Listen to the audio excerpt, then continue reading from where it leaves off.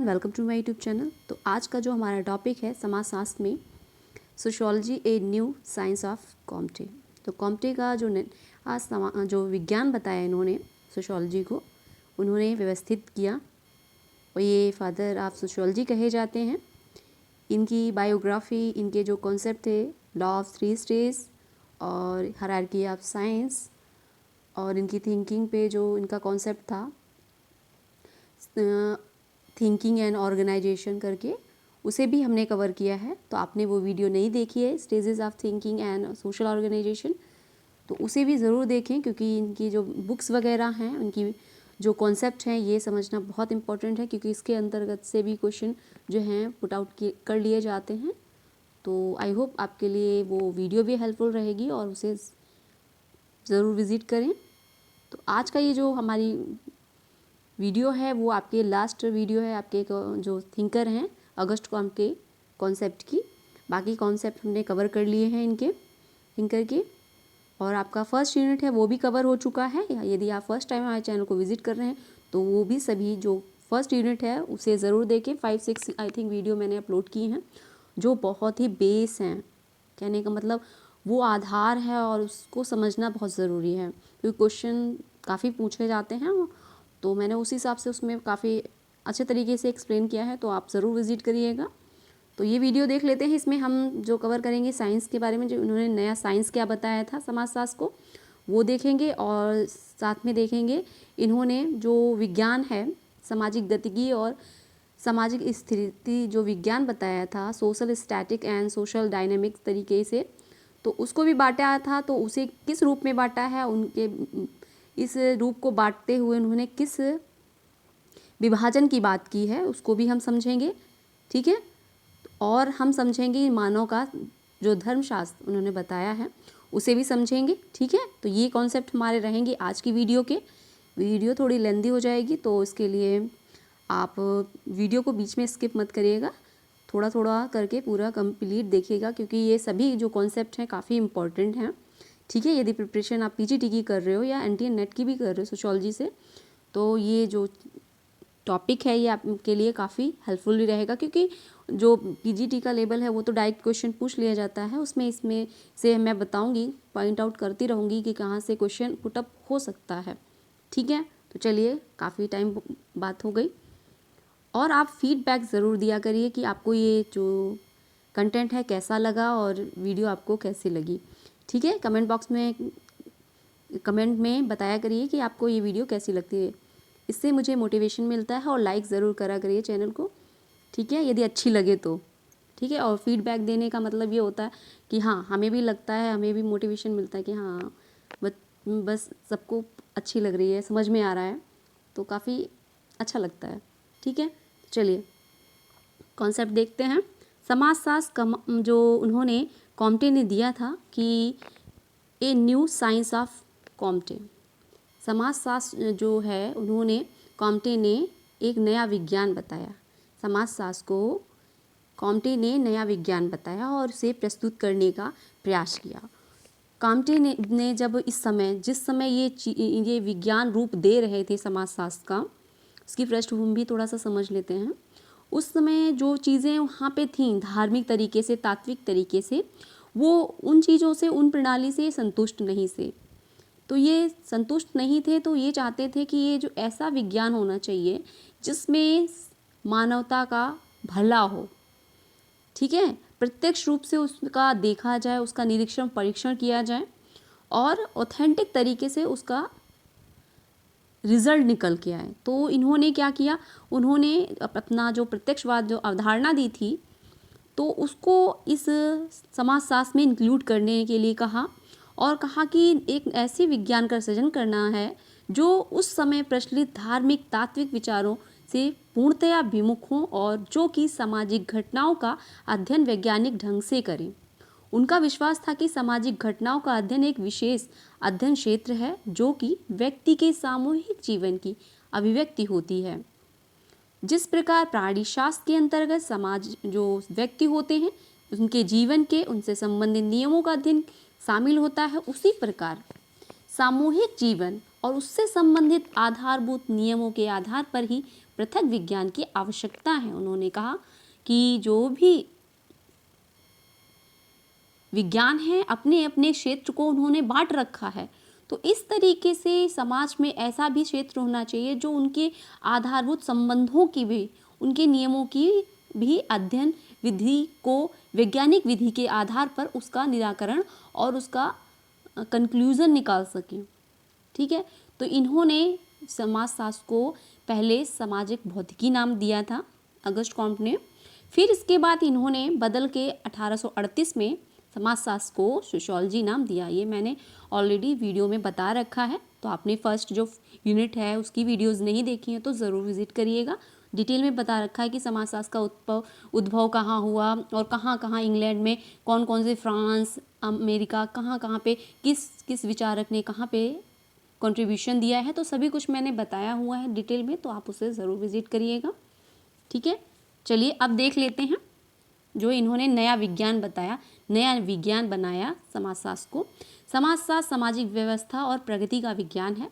उन्होंने कहा जो ये समाजशास्त्र है, समाजशास्त्र व्यवस्था और प्रगति का विज्ञान है। उन्होंने कहा कि प्रगति की जो समाज का एक व्यवस्था है और इस व्यवस्था के अंतर्गत अनेक प्रकार की क्या होती हैं, अनेक प्रकार की उपव्यवस्थाएं होती हैं। दूसरे शब्दों में यदि हम समझें तो समाज एक अखंड व्यवस्था नहीं है बल्कि अनेक भागों से मिलकर बना है। ये सभी एक दूसरे पर आधारित और एक दूसरे से संबंधित होते हैं। इसी आधार पर काम्टे ने जो सावेवी की जो कल्पना की थी और यद्यपि वैयक्तिक सवय और सामाजिक सवय को एक समझने की भूल ना करने की चेतावनी भी वो बार बार इस बात के लिए देते हैं। इन्होंने दो प्रकार की सवय की समानताओं को बताया और पर उन्होंने ये भी कहा कि जो समाज में सवय होते हैं, वैयक्तिक सवय होते हैं की भांति सामाजिक विभाजन और विशेषीकरण तो होता है, दोनों में एक मध्य भी पाया जाता है जिसका अर्थ होता है अन्योन्याश्रित भागों में सामंजस्य का होना। तो ये कोटेशन यदि आ भी सकती है जो काम्टे के अनुसार अन्योन्याश्रित भागों में सामंजस्य का होना, ये किसने कहा है। तो इस तरीके से छोटे छोटे जो टर्म हैं ये काफ़ी जो पीजीटी में हैं पूछे जाते हैं। यदि आपने प्रीवियस ईयर के क्वेश्चन पेपर देखना है तो वो भी मैंने बताया हुआ है ऑलरेडी वीडियो के थ्रू, तो सॉल्व करा है, तो आप उसे भी विजिट कर लीजिएगा यदि देखना चाहते हैं कि क्वेश्चन किस तरीके से आता है, देखना क्या चाहते हैं, यदि प्रिपरेशन कर रहे हैं तो ज़रूर देखिएगा। ठीक है, चलिए आगे।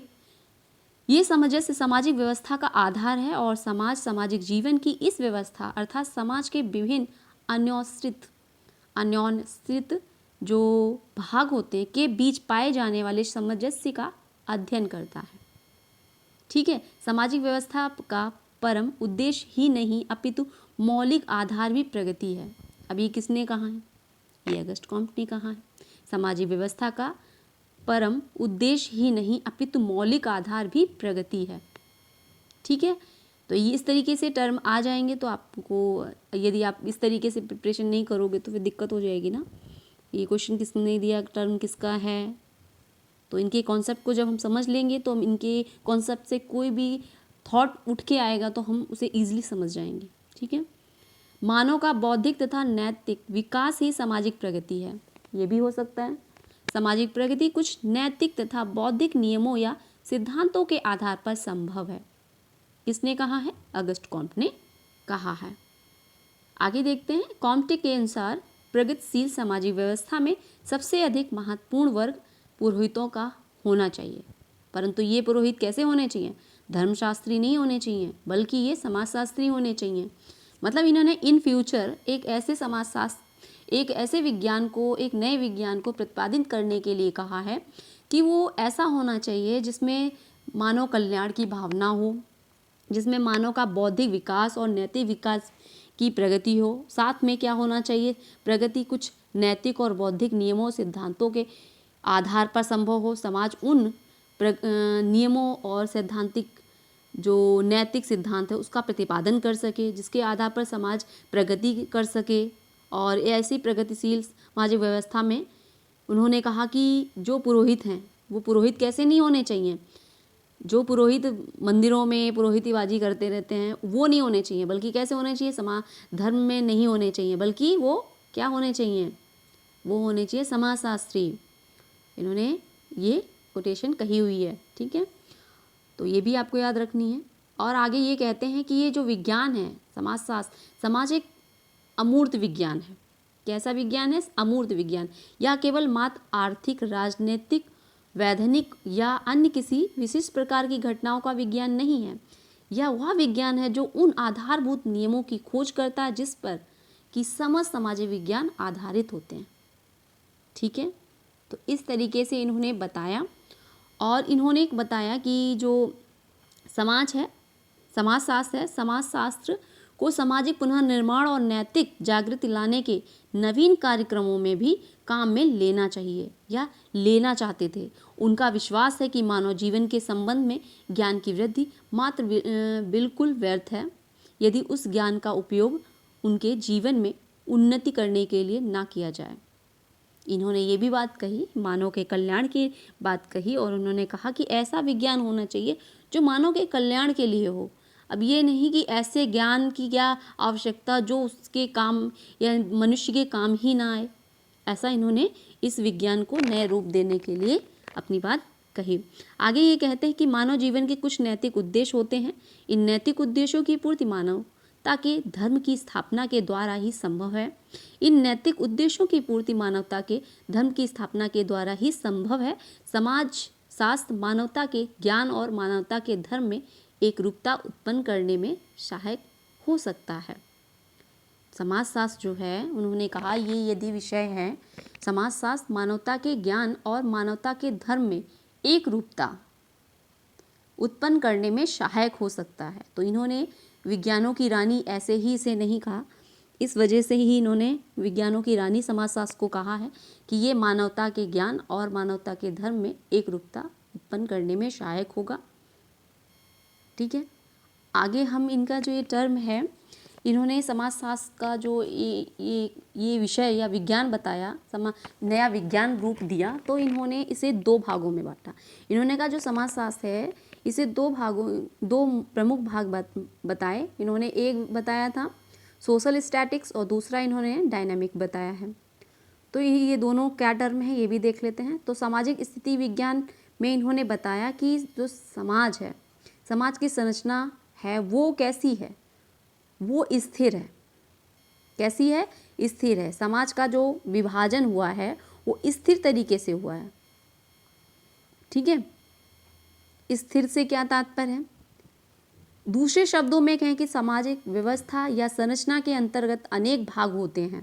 सामाजिक स्थिति विज्ञान इन समस्त भागों का अलग अलग नहीं बल्कि एक पूर्ण व्यवस्था के रूप में अध्ययन करता है।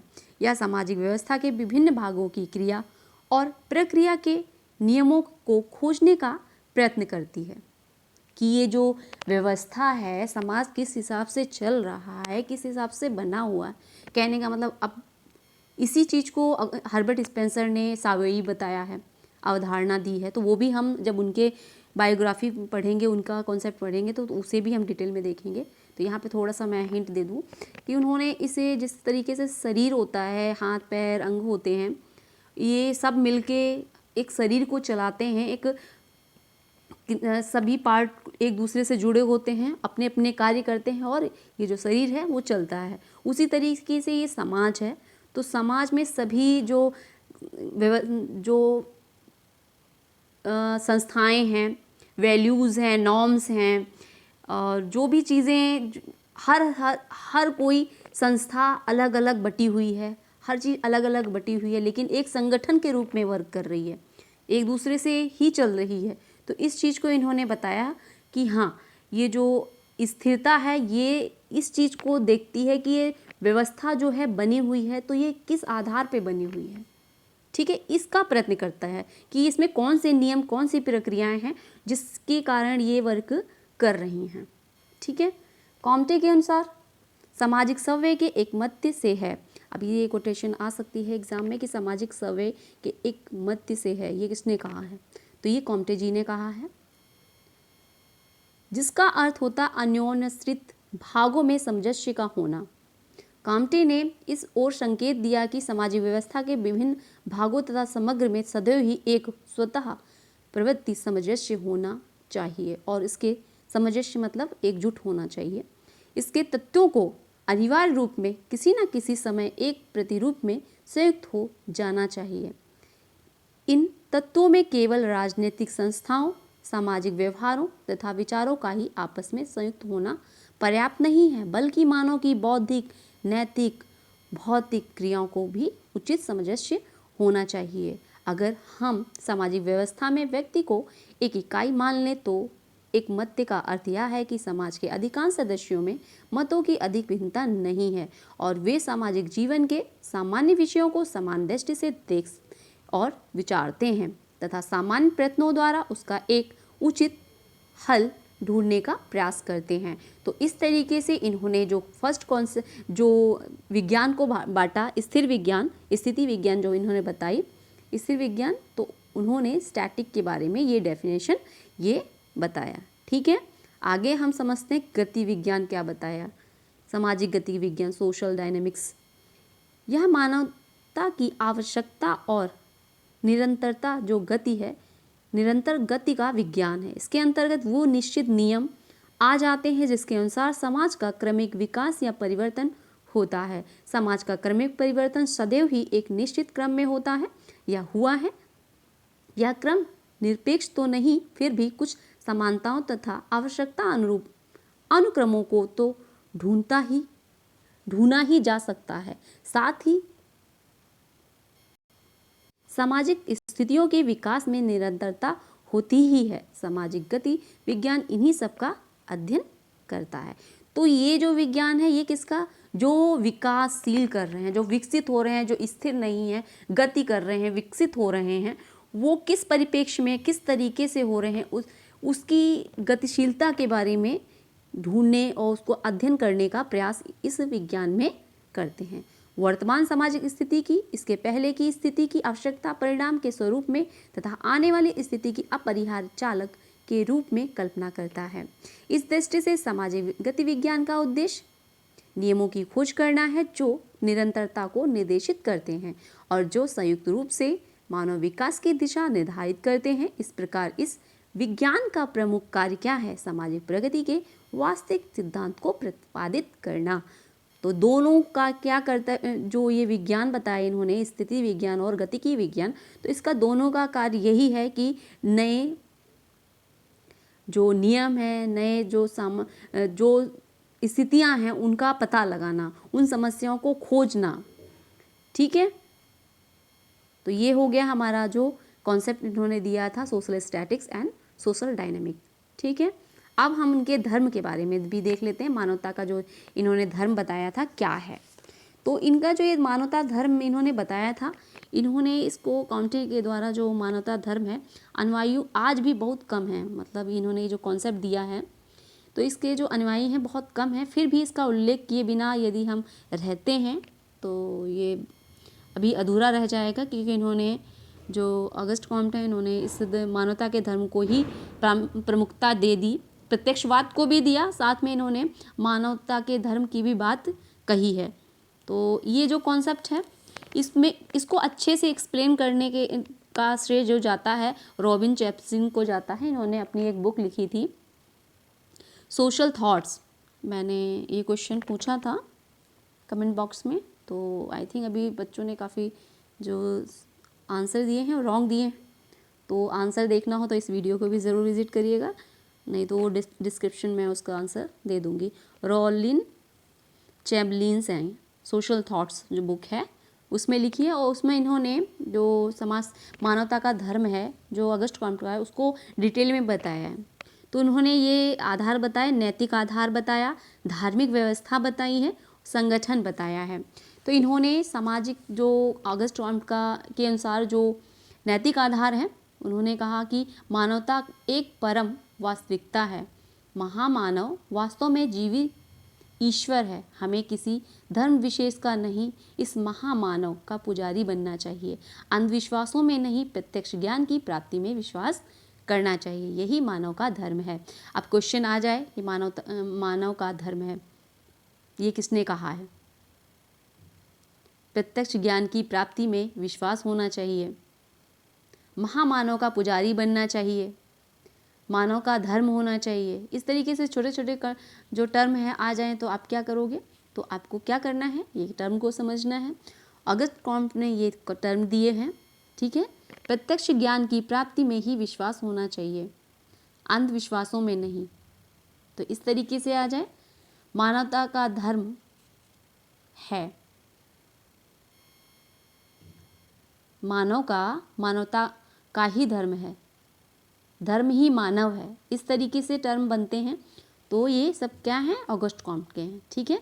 तो इसमें इन्होंने बताया, जो विचारधारा इन्होंने बताई, तो इन्होंने 4 तत्व की बताई और इन्होंने परार्थवाद को के अधीन होने के लिए कहा कि ऐसे नहीं, हमें सभी को क्या करना चाहिए, प्रगति के लिए, लाभ के लिए मिलजुल कर कार्य करना चाहिए।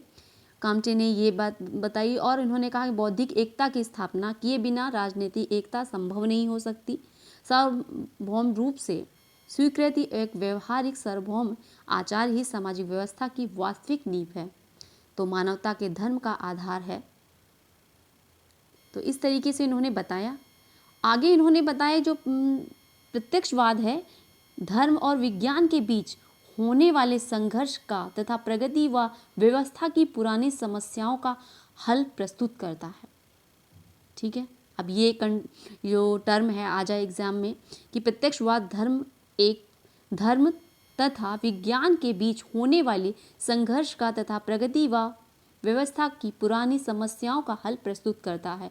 ये किसने दिया है, तो ये दिया है ऑगस्ट कॉम्ट ने, ठीक है।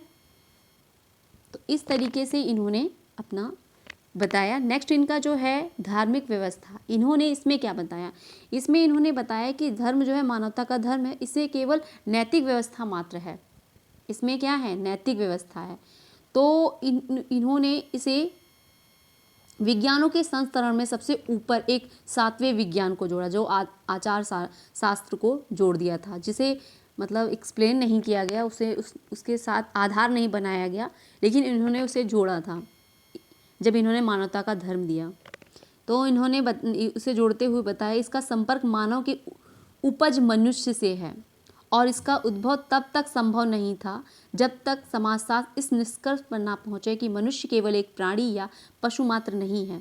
इस विज्ञान का प्रमुख कार्य मानव को मानवता से जोड़ना है, परंतु इसने, जो हमारे काम्टे जी थे, धर्म की व्याख्या नहीं की है। तो मानवता के धर्म के अंतर्गत समस्त वैज्ञानिक ज्ञान आ जाता है और साथ ही इसमें बोध और भावना और बौद्धिक क्रिया भी शामिल हो जाती है। यह एक धर्म है। इस तरीके से इन्होंने प्रस्तुत किया और कहा कि जो धर्म होता है पूर्ण सामंजस्य की वह स्थिति है जो कि सामूहिक वैयक्तिक दोनों ही रूप में केवल मानव जीवन में ही मिलती है। तो यहाँ पे जो इन्होंने मानवता का धर्म दे दिया, इसमें इन्होंने अध्यात्म था उसे जोड़ दिया, जिसके कारण इनका जो JS मिल हैं वो कहते हैं कि अगस्त कॉम्ट खुद प्रत्यक्षवादी नहीं रहे और इन्होंने ये एक टर्म दे दिया प्रत्यक्षवाद। तो उन्होंने आलोचना, क्रिटिसाइज़ किया अगस्त कॉम्ट को। और इन्होंने संगठन की बात की। इन फ्यूचर संगठन के बारे में इन्होंने बताया कि ऐसा संगठन होना चाहिए मानव के धर्म में, उसमें जो मानवता के धर्म की सरकार जो होती है पुरोहितों के द्वारा संचालित होगी। उन्होंने इन फ्यूचर की बात कही और कहा कि ऐसा होना चाहिए कि धर्मशास्त्री नहीं होने चाहिए, उसमें वैज्ञानिक और कलाकार होंगे। और उन्होंने कहा कि इसका जो उपदेशक होगा सार्वजनिक आराधना को संचालित करना, परामर्श देना, विज्ञान की शिक्षा देना, औद्योगिक और अंतर्राष्ट्रीय झगड़ों में मध्यस्थ के रूप में कार्य करना, जनमत को ऐसी दिशा को मोड़ना जिससे कि मानव जाति के हित की अधिकतम सिद्धि हो सके।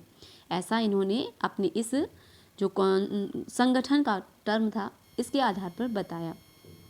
काम्ट ने मानवता का धर्म प्रेम, सद्भावना, सहानुभूति, शांति, व्यवस्था और प्रगति का ही नहीं बल्कि जन कल्याण, जन सेवा के उच्चतम आदर्शों का भी मूर्त रूप देना होगा। ऐसा इन्होंने अपने इस टर्म में कहा मानवता के धर्म में।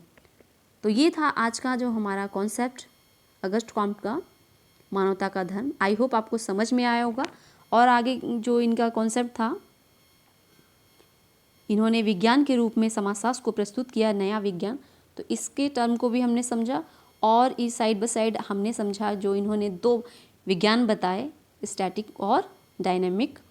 तो दोनों ये समझे, एग्ज़ाम में पूछ लिए जाते हैं, इसलिए वीडियो काफ़ी इम्पॉर्टेंट है। नेक्स्ट वीडियो में अब हमने कवर कर लिया है आपका जो थिंकर हैं अगस्ट कॉम्ट, इनकी थ्योरीज, कॉन्सेप्ट, बुक्स, बायोग्राफी, सभी कुछ। अब हमारा सेकंड थिंकर हैं वो हैं हर्बर्ट स्पेंसर जी, उन्हें हम कवर करेंगे। ठीक है, तो अभी तक चैनल को नहीं सब्सक्राइब किया तो सब्सक्राइब कर लें, और वीडियो अच्छी लगी हो तो लाइक करें, फीडबैक ज़रूर दें। अगली वीडियो में फिर मिलते हैं। Thanks for watch.